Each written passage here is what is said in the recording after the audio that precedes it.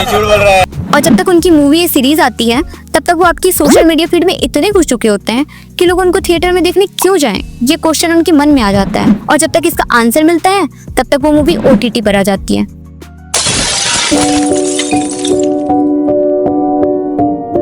Audience का obsession इन nepo kids के लिए बहुत ऑब्वियस दिखता है, और सिर्फ बड़े ही नहीं, न्यूली बॉर्न नेपो किड्स का भी बहुत ऑब्सेशन है। रिमेंबर, सैफ और करीना का जब बेबी हुआ था तो हर जगह बस उसी की बातें हो रही थी। फिर उसके बाद आलिया रणबीर की लड़की राहा। पर लोग इतने ऑब्सेस्ड कैसे हो जाते हैं नेपो किड्स से? इसका एक रीजन तो इनका PR है, जो हर टाइम इन नेपो किड्स को मिडिल क्लास लोगों से रिलेटेबल दिखाने में लगा रहता है। जैसे आमिर खान के लड़के का ऑटो में घूमना, और इतना घूमना कि लोगों को समझ आ जाए कि ये PR है। ये रॉन्ग नंबर है, ये रॉन्ग नंबर है। सारा का अपने इंटरव्यूज में ऐसा बोलना, आई प्रॉमिस यू, मुझे नहीं लगता कि मुझसे ज्यादा कंजूस इंसान आप कहीं भी देख पाओगे। It's not being sure how much is the roaming package? 3,000. So come on, 3,000 for one day. I might as well use hotspot. पर मैं एक दिन के लिए आई हूँ, 10 दिन का मुझे क्या? 1,000 rupees. This was 6,000 rupees, Janvi. That was 12,000. That's half. I don't no in nepo kids और इनके PR को ये समझ नहीं आ पाता कि ये सारी चीजें बेकार हैं। कोई नहीं मानने वाला कि ये लोग मिडिल क्लास हैं, बट फिर भी ये कहीं ना कहीं तो वर्क करता ही है। पीपल इनसे ऑब्सेस्ड तो है ही। इन नेपो बेबीज का डिस्कशन हमेशा सोशल मीडिया पर चलता ही रहता है, और ये डिस्कशन डिबेट में चेंज होकर कब बढ़ जाती है पता ही नहीं चलता। और ये डिबेट कितनी भी बड़ी हो, इसका रिजल्ट क्या आता है? कुछ नहीं। पर ये ऑब्सेशन कभी कभी उल्टा भी पड़ जाता है नेपो किड्स पर ही, क्योंकि अगर उन नेपो बेबीज के पेरेंट्स बहुत अच्छे एक्टर हैं और उनका बहुत नाम है तो ऑडियंस उनके बच्चों से भी वैसी ही एक्सपेक्टेशंस रखते हैं। और अगर वो इन एक्सपेक्टेशंस पर खरे नहीं उतरे तो उनकी हालत अभिषेक बच्चन जैसी हो जाती है, जिनका पूरा करियर अमित जी से कंपैरिजन में ही निकल गया, और ऑडियंस की इन्हीं हाई एक्सपेक्टेशंस के कारण उनको फेल्ड नेपो किड का टैग मिल गया।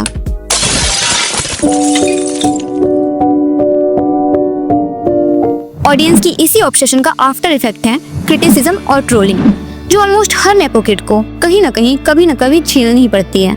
चाहे फिर वो रणबीर कपूर और आलिया भट्ट जैसे अच्छे एक्टर्स हो, या खुशी कपूर और टाइगर श्रॉफ जैसे बहुत अच्छे एक्टर्स, जिनको बागी और नादानिया जैसी मूवीज में इतना बढ़िया काम करने के बाद भी कोई काम ही नहीं देता और लोग ट्रोल करते हैं वो अलग। पर इससे उनको कुछ खास फर्क आई थिंक नहीं पड़ता होगा, बल्कि उल्टा पब्लिसिटी होती है। लोग जितना इनको क्रिटिसाइज करते हैं उतनी ही इनको पॉपुलैरिटी मिलती है, और ट्रोलिंग एंड क्रिटिसिज्म का इन नेपो किड पर या उनकी पॉपुलैरिटी पर कोई ज्यादा negative impact I don't think he पड़ता है। क्योंकि अगर पड़ता तो कुछ इम्प्रूव तो करते, पर अब भी ना तो एक्टिंग इम्प्रूव हुई है ना मूवी चॉइसेस, और तो और कभी कभी तो ट्रोल को ही यूज कर लेते हैं, जिससे शायद लोग इनको सेल्फ अवेयर समझे। He can do just one thing perfectly, और उसका क्रेडिट भी नहीं लेता। अरे नहीं पादा यार, अरे पादा है यार, अरे नहीं पादा यार, अरे टिग्गू पादा है यार तूने, अरे नहीं पादा यार।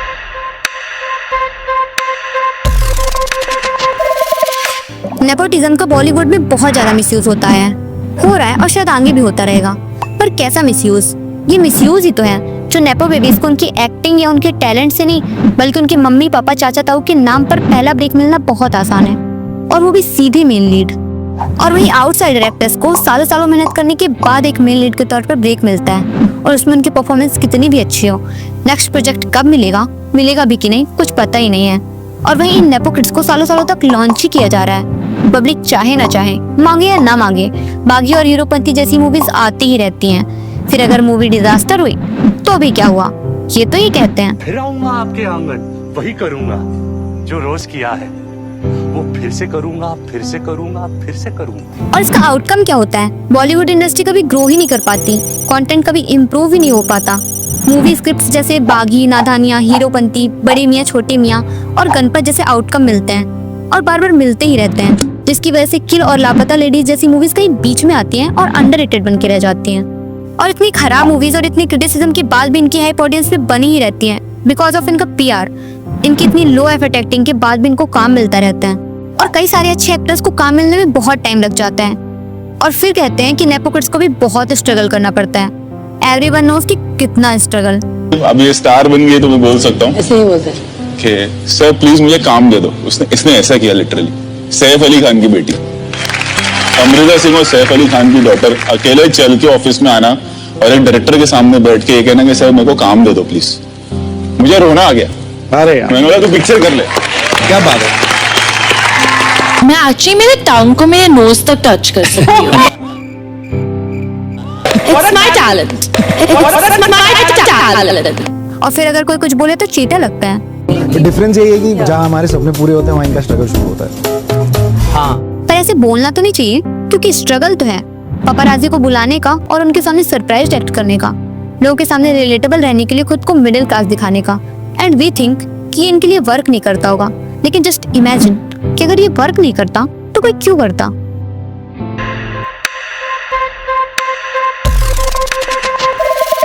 कुछ डायरेक्टर्स और प्रोडक्शन हाउसेस भी ऐसे हैं जो किसी पर्टिकुलर एक्टर या एक्ट्रेस के साथ बार बार काम करते हैं, जस्ट लाइक करण जौहर, जिन्होंने अपने करियर की स्टार्टिंग में शाहरुख खान और करीना कपूर के साथ बहुत सारी मूवीज में काम किया है।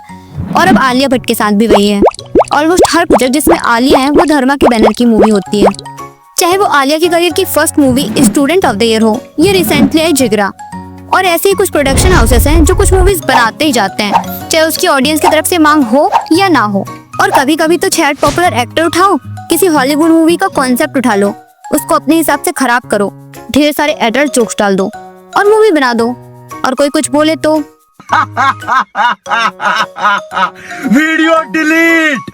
वीडियो डिलीट चाहिए 15 नवंबर तक।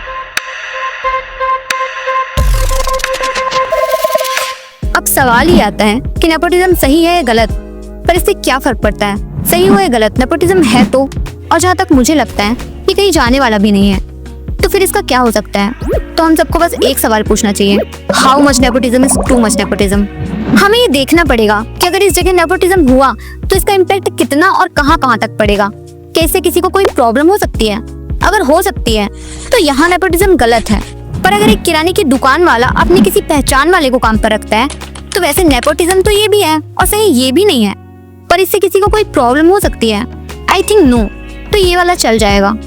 अब ये चीज बॉलीवुड के पर्सपेक्टिव से गलत इसलिए है क्योंकि इस चक्कर में कई सारे टैलेंटेड एक्टर्स को काम नहीं मिल पाता और आजकल के नेपो किड्स के लिए एक ही टाइप के रोल लिखे जाते हैं, जिससे ना तो उनकी एक्टिंग या आर्ट बेटर होता है ना आने वाली मूवीज।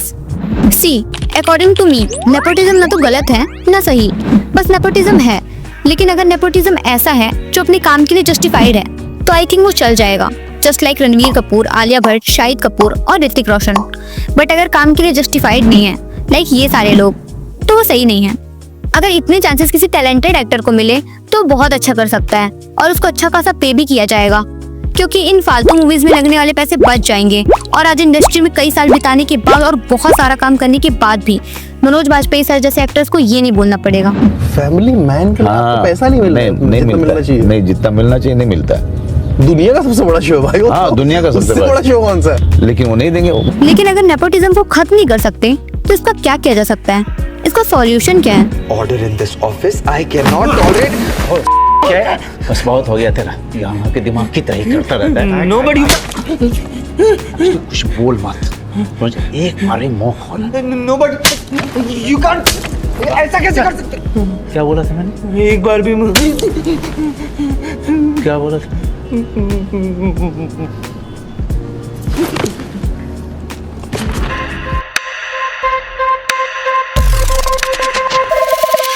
अब इतनी बात करके ये तो समझ आ गया है कि नेपोटिज्म बहुत पहले से चला आ रहा है और ये ऐसे ही चलता रहेगा, आप चाहो या ना चाहो। हार्श रियलिटी तो यही है। पर इस नेपोटिज्म का सही यूज भी किया जा सकता है। जस्ट इमेजिन कोई आउटसाइडर बॉलीवुड में कोई डिफरेंट मूवी बनाता है तो वो कितनी चलेगी ये आपको भी पता है और मुझे भी। पर अगर वही काम कोई नेपो किड करे और वो गणपत जैसी बकवास डिस्टोपियन मूवी ना होकर कुछ ऐसा हो जिसके साथ वो एक्टर जस्टिस कर सके तो। और अगर किसी नेपो किड को एक्टर बनना ही है तो कम से कम पहले एक्टिंग सीख तो लो यार, उसकी पढ़ाई तो कर लो। इनके लिए तो रिसोर्सेज की कमी भी नहीं है। और अगर इसके बाद भी तुमसे एक्टिंग नहीं हो पा रही तो एटलीस्ट जो कर सकता है उसके साथ मिलकर कुछ ऐसा क्रिएट करना चाहिए जो थोड़ा मीनिंगफुल हो। ऑटोमेटिक ऑडियंस आपसे कनेक्ट करेगी और कोई फेक पेयर करने की नीड ही नहीं पड़ेगी।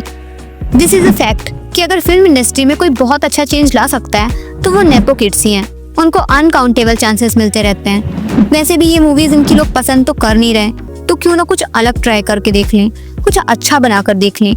सेम चीज के साथ डिफरेंट रिजल्ट की एक्सपेक्टेशंस रखना कितना सही है ये सबको पता है। Just imagine Bhavesh Joshi super hero जैसी ग्राउंडेड मूवीज कोई बड़ा एक्टर पूरे डेडिकेशन के साथ करे, या किल जैसी मूवी कोई मेन स्ट्रीम एक्शन हीरो करे, तो ये मूवीज अंडररेटेड न रहकर लोगों के सामने आए और ऐसी और भी मूवीज बने। पर एग्जैक्टली हो क्या रहा है वो आप हाउसफुल के फर्स्ट पार्ट और फिफ्थ पार्ट में कॉमेडी की क्वालिटी डिफरेंस देखकर समझ सकते हो। I don't know why Nadaaniyan, Loveyapa, Archies, Student of the Year 2 जैसी बेकार मूवीज आती हैं। लोग आउट एंड आउट बैश करते हैं, पर फिर भी आगे ऐसी और भी मूवीज आती ही रहेंगी।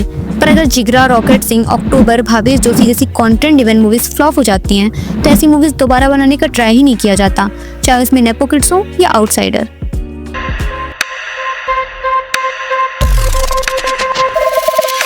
पर इसमें सिर्फ नेपो किड्स की गलती नहीं है, उनको इतनी हाइप देने वाली ऑडियंस की भी है। और बात सिर्फ नेपो किड्स की बस नहीं है, बात अच्छी मूवीज और खराब मूवीज की है। बहुत सारी खराब मूवीज को लोग सिर्फ ट्रोल करने के लिए थिएटर में देखने पहुंच जाते हैं और मोस्टली अच्छी मूवीज का OTT पे आने का वेट करते हैं। खराब मूवीज की इसी ट्रोलिंग और क्रिटिसिज्म के चक्कर में ये मूवीज पैसे कमा जाती हैं और इनके मेकर्स को लगता है ट्रोल हुए तो क्या हुआ, मूवी पैसे तो कमाई ना। और ऐसे ही कई सारी और मूवीज बनाने का मोटिवेशन मिल जाता है। और अगर कोई अच्छी मूवी आ जाए तो कोई देखने ही नहीं जा रहा। भावेश जोशी सुपर हीरो जैसी मूवी फ्लॉप हो जाती है, कोई देखने ही नहीं जाता और कई साल बाद ये मूवीज अंडररेटेड बनकर आगे आती है। पर ऐसी मूवीज को अंडररेटेड बनाता कौन है? हम ऑडियंस ही, जो उनको जब देखना चाहिए तब देखते ही नहीं है। अगर हम खराब मूवीज को अटेंशन देने की जगह अच्छी मूवीज को देखेंगे, उनको सपोर्ट करेंगे और ऐसी मूवीज पैसे कमाएंगी तो ऐसी और भी मूवीज आएंगी। अगर कोई डायरेक्टर कोई बहुत अच्छा मास्टरपीस बना भी दे और वो मूवी पिट जाए तो फिर से ऐसी मूवी बनाने की कोशिश ही नहीं करेगा। अगर बागी 2 जैसी मूवी अपने बजट से 4 गुने से भी ज्यादा कमाई कर जाती है और भावेश जोशी जैसी मूवी अपना बजट तक रिकवर नहीं कर पाती तो इसमें गलती किसकी है? हम ऑडियंस की, जो ये कहते रहते हैं कि बॉलीवुड ट्राई ही नहीं करता कुछ नया बनाने का, लेकिन जब ट्राई करता है तो ऑडियंस सपोर्ट ही नहीं करती। जब कुछ अच्छा बनता है तब कोई देखता ही नहीं और बाद में बोलेंगे ये तो अपने टाइम से पहले आ गई। ये कौन सा टाइम से पहले है यार कि इनको इंटरस्टेलर जैसी मूवी समझ आ जाती है और भावेश जोशी, रावण, जिगरा और रॉकेट सिंह जैसी मूवी समझ ही नहीं आ रही। तो बात सीधी सी है, अगर आपको कुछ अच्छा सिनेमा देखना है तो पहले अच्छी मूवीज को देखने तो जाओ। देखोगे नहीं तो कोई बनाएगा कैसे? बुरी मूवीज को बुरा बोलना बस जरूरी नहीं है, अच्छी मूवीज को सपोर्ट करना भी बहुत जरूरी है, तब सिनेमा ग्रो करता है। जब कंटेंट ड्रिवन मूवीज पैसे कमाएंगी तो प्रोड्यूसर्स उन मूवीज पे पैसे भी लगाएंगे और डायरेक्टर्स को उनकी कुछ अच्छी मूवीज दिखाने का मौका भी मिलेगा। सो गाइस, ये था वीडियो। आपके इस टॉपिक पे क्या थॉट्स हैं प्लीज कमेंट में बताओ और अगर वीडियो अच्छा लगा हो तो लाइक और शेयर करो, चैनल को सब्सक्राइब करो और अच्छी मूवीज को सपोर्ट करो जिससे बाद में उनको अंडररेटेड ना होना पड़े।